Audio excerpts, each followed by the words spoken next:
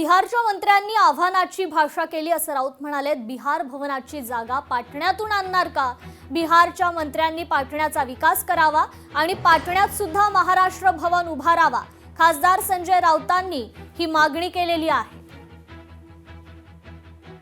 मुंबईत बिहार भवन त्यांना कशा करता बांधायचं आहे? पाटण्याचा विकास करावा, बिहारचा विकास करावा। माझं राज्याच्या मुख्यमंत्र्यांना असं आव्हान आहे देवेंद्र फडणवीसांना, मुंबईमध्ये किंवा मुंबईच्या आसपास बिहार भवन उभारण्यासाठी तुम्हाला जमीन द्यावी लागेल। जमीन तर ते पाटण्यावरून आणणार नाहीत ना, मग त्यासाठी तुम्हाला एक सर्वपक्षीय बैठक घ्यावी लागेल। घ्या आणि लोकांना सांगा की मी मुंबईत बिहार भवनला जागा देतोय। गुलाबराव पाटील हे नकली शिवसेनेचे मंत्री आहेत अशी टीका खासदार संजय राऊतांनी केली आहे। एकनाथ शिंदेंना या गोष्टी मान्य आहेत का? गुलाबराव पाटलांचं वक्तव्य शिंदेंना मान्य आहे का? मराठी तरुण हा आळशी नाही असंही वक्तव्य राऊतांनी केलंय। बघा, हे जे मंत्री आहेत हे नकली शिवसेनेचे मंत्री आहेत, त्याच्यामुळे ते अशी भाषा वापरणार। या मुंबईसह महाराष्ट्र जो घडवला आहे तो मराठी मजुरांनी, श्रमिकांनी घडवला आहे ना। ही जी भूमिका मांडलेली आहे त्या मंत्र्यानं, ती त्यांच्या पक्षाचे प्रमुख महाराष्ट्राचे, देशाचे नाही, देशाचे प्रमुख अमित शहा आहेत, त्यांच्या पक्षाचे राष्ट्रीय अध्यक्ष अमित शहा आहेत। एकनाथ शिंदेंना मान्य आहे का की मराठी तरुण आळशी आहे, मराठी माणूस काम करत नाही? हे त्यांना मान्य आहे का? त्यांनी सांगावं ना, मग आम्ही उत्तर देऊ। लोढा यांनी आधी ट्रम्प शब्द हटवावा। लोढा यांच्या केएम बाबतच्या वक्तव्यावर नाराजी आहे। भारतावर टॅरिफ लादलेले ट्रम्प यांचे लोढा भागीदार आहेत।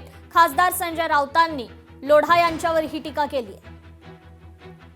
आमची अशी मागणी आहे, हे मिस्टर लोढा जे आहेत हे या जगातले सगळ्यात मोठे बिल्डर आहेत, प्रेसिडेंट ट्रम्पप्रमाणे, आणि ते प्रेसिडेंट ट्रम्पचे पार्टनर आहेत, व्यावसायिक पार्टनर आहेत प्रेसिडेंट ट्रम्पचे। ज्या ट्रम्पने आमच्यावर टेरिफ लादला आहे, जो ट्रम्प आम्हाला धमक्या देतोय, त्या ट्रम्पचे पार्टनर हे लोढा आहे। आणि लोढाने त्यांच्या सगळ्यात मोठा जो प्रकल्प आहे लोढा टॉवर, त्याला ट्रम्प टॉवर असं नाव दिलेलं आहे। लोढाने आधी ट्रम्प टॉवर हे नाव बदलावं, ते मोदी टॉवर करावं, ठाकरे टॉवर करावं, बाळासाहेब ठाकरे, किंवा छत्रपती शिवाजी टॉवर करावं। तर खासदार संजय राऊत यांनी एकनाथ शिंदेंवर देखील टीका केली आहे। शिंदेंकडून सरन्यायाधीश सूर्यकांत यांचा सत्कार करण्यात आला। सरन्यायाधीशांनी सत्कार स्वीकारणं नीतिमत्तेत बसत नाही। अजित पवार शिंदेंनी सरन्यायाधीशांचा सत्कार केला।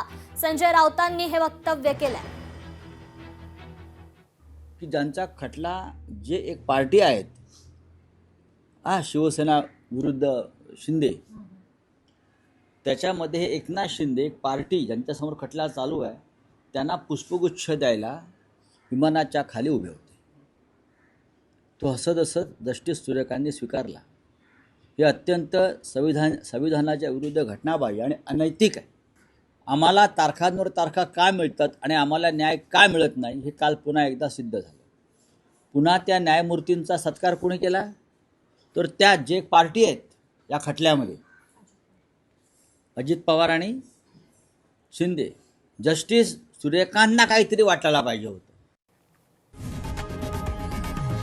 लोकशाही मराठी ऐका, पहा, जागरूक रहा।